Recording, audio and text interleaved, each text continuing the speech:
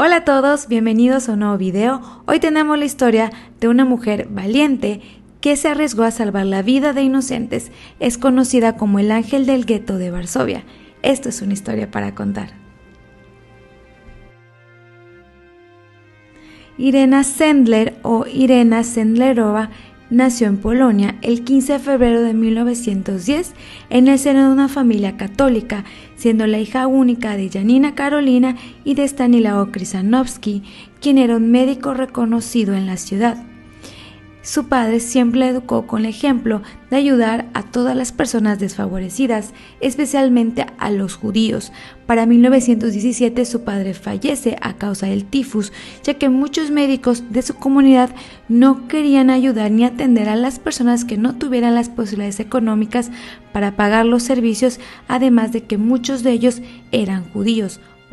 Tras la muerte de su padre, los líderes de la comunidad judía ofrecieron pagar sus estudios al ser tan cercana a ellos. Bueno, vamos a posicionarnos en el momento y lugar histórico. Polonia, antes de la Segunda Guerra Mundial, comenzaban a calentarse los ánimos nuevamente por un conflicto armado, por lo que primero comenzó una política de discriminación introducida en el año 1935 en contra de los judíos. Por ejemplo, tenían bancos reservados especialmente para ellos, separándolos de los demás. Como resultado, fue suspendida de la Universidad de Varsovia durante 3 años. Estudió Derecho los primeros 2 y posteriormente Literatura, aunque ella realmente se dedicó a ser enfermera y al trabajo social. En la facultad conoció a muchas personas que posteriormente la ayudarían en esas redes clandestinas para los judíos. Irena tenía 29 años y trabajaba en el Departamento de Bienestar y Salud Pública de Varsovia como enfermera cuando la Alemania nazi invadió Polonia el 1 de septiembre de 1939. Ella se dedicaba a ver los comedores comunitarios para ayudar a los más necesitados, o sea, a los huérfanos, ancianos y pobres, donde les entregaba ropas, medicinas y dinero. Las cosas cambiaron rápidamente en el país y una de ellas, pues, es que los judíos tenían muchísimas prohibiciones y también era que los nazis les decían a los polacos que no podían darles ayudas a los judíos. Irena y sus colegas se encargaron entonces de atender a aquellos soldados polacos heridos, pero su trabajo le daba la oportunidad de ayudar a judíos y a sus familias cuando les quitaron este sistema de salud pública. Obviamente las cosas fueron empeorando cada vez más para los judíos. Tomemos en cuenta que en Varsovia era muy común tener amigos, vecinos y familiares judíos y que de la noche a la mañana evidentemente todo lo que ellos eran se fue eliminando de manera gradual. Comenzó la discriminación y segregación de todas las personas judías solo por pertenecer al pueblo de Israel. La situación cambió para los judíos para el 1 de diciembre de 1939. Primero los clasificaron colocándoles en su ropa un distintivo de la estrella de David. Además hay que señalar que la tela de los judíos es diferente a los de los católicos, peinados en cabello, la lengua, obviamente los modismos que utilizaban al hablar. En general, pues es una identidad de un pueblo que se usó para segregar todas estas diferencias, ¿no? Comenzaron a aplicar una serie de medidas discriminatorias como prohibición del uso de transporte público, la asistencia a parques y restaurantes, se les negó cambiar de residencia. Para noviembre del año 1940 se ordenó el confinamiento de todos los judíos de la ciudad dentro de un gueto. Los cambios de la vida fueron demasiado drásticos para todos los judíos, pues los obligaron a abandonar sus hogares, sus pertenencias como su casa, autos, trabajos, y solo daba llevar lo indispensable, así como una maleta con ropa y documentos, con la finalidad de mantenerlos bajo control mientras se decidía cuál era su destino final. Posteriormente, a su llegada a los guetos, las condiciones de vida fueron crueles y despiadadas. Los nazis crearon el gueto en Varsovia, que fue el mayor gueto de Europa establecido por la Alemania nazi durante el Holocausto. Bueno, vamos a hablar qué es un gueto. Un gueto es un lugar creado por los alemanes principalmente como un campo de tránsito de las deportaciones para los campos de concentración. Los separaban de la sociedad y los mandaban a vivir ahí. Obviamente estaba todo cerrado, nadie podía salir y nadie podía entrar sin autorización de los soldados. Solamente les daban su ropa y documentos, nada de comida. Obviamente era muy escasa y no tenían acceso ni a medicinas ni doctores. La sobrepoblación dentro de los límites del gueto obviamente creaban condiciones de vida muy deplorables. Problemas eran el hambre, la inactividad de algunas personas, las malas condiciones de trabajo de otra, pues no hay comida, las enfermedades empezaron a proliferar y entonces el departamento de Irena y sus colegas podían entrar y salir del gueto, pues los nazis no querían convivir con ellos y tenían miedo a un brote de tifus que pudiese afectarles a ellos, ¿no? Entonces, durante los primeros meses que duró esta situación, empezaron a introducir medicamentos, obviamente clandestinamente, con ropa, objetos útiles para vivir en ese lugar y pues realmente lo necesario y muy poquito para que pudiesen compartir con algunas personas. Ella estaba horrorizada por las condiciones en las que allí se vivía. Ella misma contó lo siguiente: conseguí para mí y para mi compañera Irena Slush identificaciones de la oficina sanitaria. Una de las tareas era la lucha contra las enfermedades contagiosas. Más tarde tuve éxito en conseguir pases para otras colaboradoras. Como los alemanes invasores tenían miedo de que se desatara una epidemia de tifus, toleraban que los polacos controláramos el recinto. Ella, cuando caminaba por el gueto, tenía una estrella de David en el brazo, uno como signo de solidaridad y dos para no llamar la atención. Y se fue dando cuenta de los cambios con la invasión y empezó a sospechar cuando empezaron a llegar trenes y sacaban a judíos sin prácticamente nada, los separaban entre hombres y mujeres y niños sin previo aviso y obviamente escasa amabilidad. Irena se daba cuenta de lo peligroso que era la situación, además de las terribles enfermedades que existían, por lo que decidió primero ayudar a ver a las familias judías y empezaba a decirles a los que tenían niños que ella se ofrecía a sacar a los niños de contrabando fuera del gueto.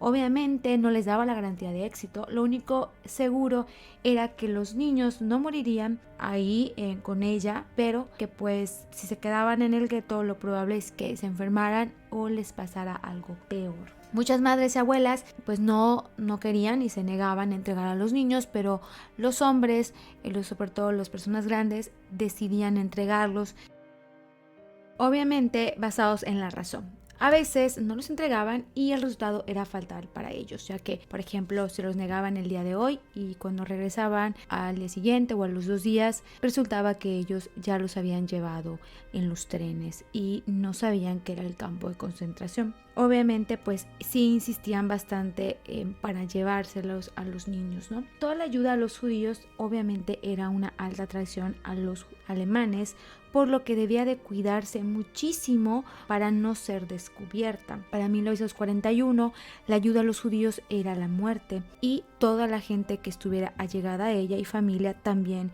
vendrían obviamente con una sentencia por ayudar a estas personas. Sin embargo, a pesar de las consecuencias que empezaron a circular obviamente en Varsovia, ella no se detuvo ni su equipo y durante este tiempo empezó a ingeniárselas para ayudar a escapar a algunas personas del gueto, especialmente a niños. En la medida que pasaba el tiempo, obviamente las condiciones empeoraban y muchos padres asumieron que si existía la mínima posibilidad de salvar a sus hijos, pues la tomarían, aunque sea fuera del gueto y lejos de ellos, porque ya estaban desesperados y empezaron a tener pensamientos muy negativos, obviamente que no estaban alejados a la realidad. Irena primero les empezaba a llevar ropa de no judío y empezaba a enseñarles a rezar y a persinarse si en dado caso algún alemán los viera afuera. Si les preguntaban algo, lo que necesitaban era asegurarse que la Gestapo, que era la policía de los nazis, no los descubriera posterior a su salida, por lo que les enseñaba oraciones. A pesar de que tenían miedo y mucha tristeza, los dejaban ir sus familias. Claramente debió ser un momento muy difícil y complicado para los papás tomar esta decisión,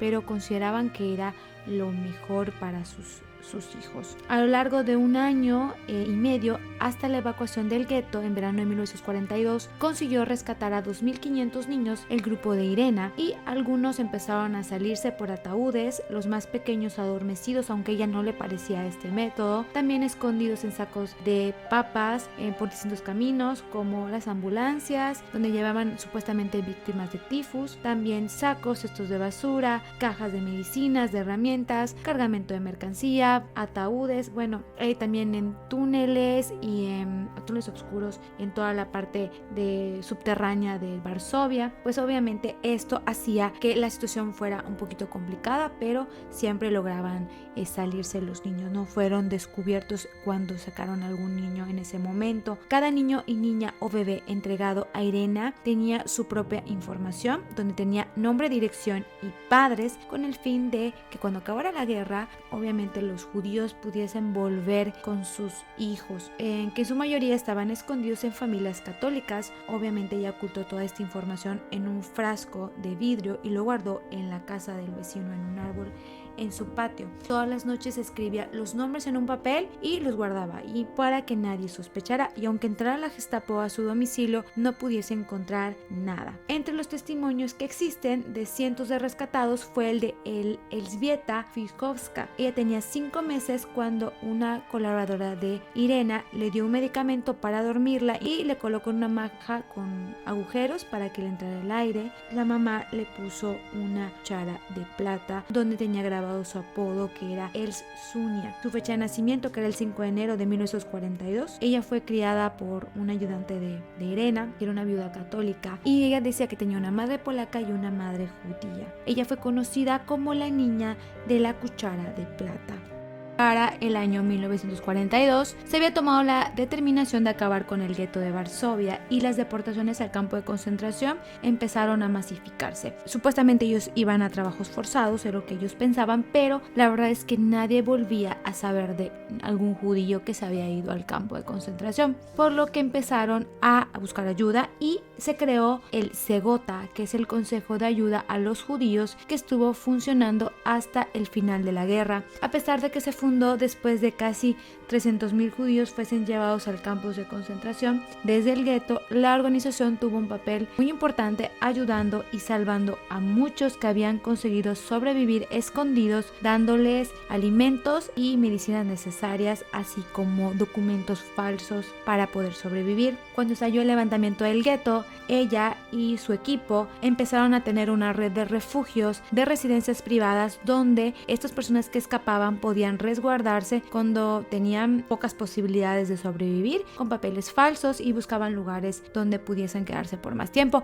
porque además no podían salir del país porque todo estaba vigilado. Obviamente ella tomó un nombre de guerra que se llamaba Jolanta o Yolanta, tuvo un papel destacado dentro del Segota. Poco tiempo de la destrucción del gueto, a principios de otoño de 1943, fue nombrada directora de la sección infantil de la organización. Bajo su dirección, algunos niños fueron enviados a familias polacas que podían acogerlos, o a orfanatos cristianos donde se les daba un nuevo nombre y aprendían pues todas las oraciones católicas o cristianas. Debido al alto riesgo en la que operaba el grupo, los nazis supieron de las operaciones y que ella estaba involucrada, por lo que la Gestapo la detuvo el 20 de octubre. Fue enviada a prisión, donde fue golpeada, torturada e interrogada. Irena soportó violentos interrogatorios sin revelar ninguna información que pudiera comprometer a su grupo, tampoco dio nombres ni ubicaciones de nadie, por lo que fue condenada a morir. Una de sus torturas fue pegarle con palos de madera en sus pies y por lo tanto ni siquiera podía correr para escapar. Ella estaba en un granero,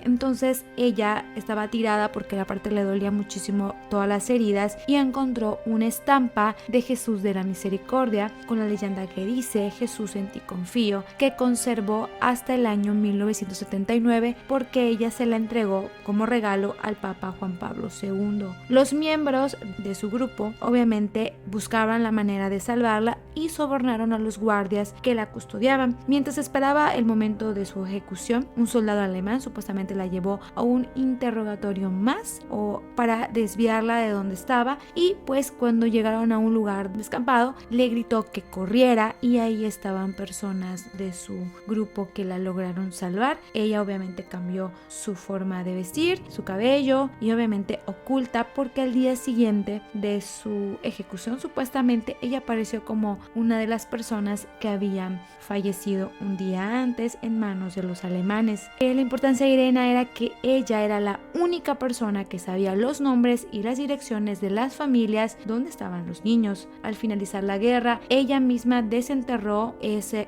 información, ese frasco de vidrio, y las entregó al doctor Adolfo Berman, el primer presidente del Comité de Salvamento de Judíos Supervivientes. Obviamente, al terminar la guerra, todo mundo se dio cuenta de las barbaridades que existían en los campos de concentración, por lo que pues muchas de las familias ya no se encontraban en este plano, por lo que muchos niños habían quedado huérfanos. En un principio, los chicos, si no tenían familia adoptiva, fueron cuidados en diferentes orfanatos y poco a poco se les fue enviando al mandato británico de Palestina. Las buenas acciones no se olvidan, sobre todo cuando marcan. Los niños no solo la conocían como Yolanda, sino también podían saber que ella los había rescatado. Pero años más tarde, cuando su fotografía salió en un periódico, luego de ser premiada por sus acciones humanitarias durante la guerra, un hombre le llamó por teléfono y le dijo: recuerdo su cara, es usted quien me sacó del gueto. Y así comenzó a recibir muchísimas llamadas y reconocimientos, de los cuales ella no quería recibir ninguno. Tras la guerra, ella se volvió a casar y tuvo 2 hijos. Siempre permaneció ayudando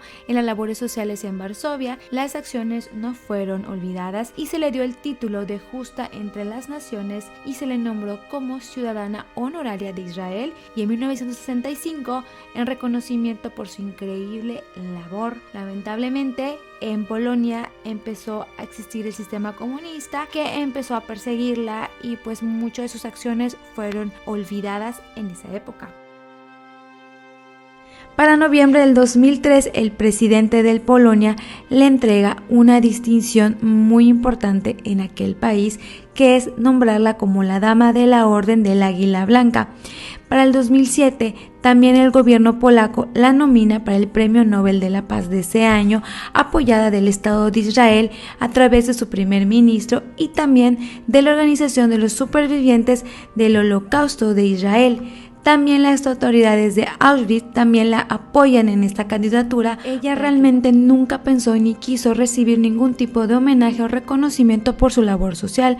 Haya sido por ayudar a niños, también aguantar torturas y después por el régimen comunista que la estuvo persiguiendo después de la Segunda Guerra Mundial. Pero ella comentaba que sí tenía mucho coraje y quería ayudar a las personas, porque al principio de la guerra una de sus amigas judías se encontraban dentro del gueto, por lo que eso la motivó a ayudar a muchas personas que estaban ahí dentro. En una entrevista que dio a la Tercera Edad, le preguntaron si ella había sentido alguna vez miedo, y esto fue lo que respondió: sí, tenía miedo, pero aprendí a tenderle la mano al que se hunde, y esos amigos que morían de hambre, eso me hacía dominar mi miedo. También contó en esa entrevista cuáles eran las posturas que tenían las personas en ese momento en Varsovia. Una de ellas era la indiferencia. Muchas personas simplemente volteaban la cabeza a un lado y no veían lo que ocurría en el gueto. Otras personas sí querían ayudar y de hecho les dolía esa situación, al punto que ella cuenta que sabe que lloraban por las noches, pero que no hacían nada por ese miedo. Y otras más intentaban ayudar haciendo algo, desde refugiar a las personas, dar papeles, dar dinero, ayudar a escapar, entre muchas otras más. Ella hablaba de su dolor al ver a todos estos niños judíos, pues obviamente desfavorecidos por la guerra, y eso era lo que a ella le movía a hacerlo. Irena Sendler dijo que se quedó con la sensación de que pudo haber ayudado a más personas, que siempre tuvo esta inquietud de que pudo haber hecho más. De hecho, a ella le interesaban muchísimo los niños y le dolía mucho lo que a ellos les estaba ocurriendo. De hecho, llegó a declarar lo siguiente: que cada niño salvado con mi ayuda es la justificación de mi existencia en la tierra y no un título para la gloria. Se va de este mundo el día 12 de mayo del año 2008, dejando un legado de generosidad, bondad y valentía. Irena Sendler sin duda es una historia para contar.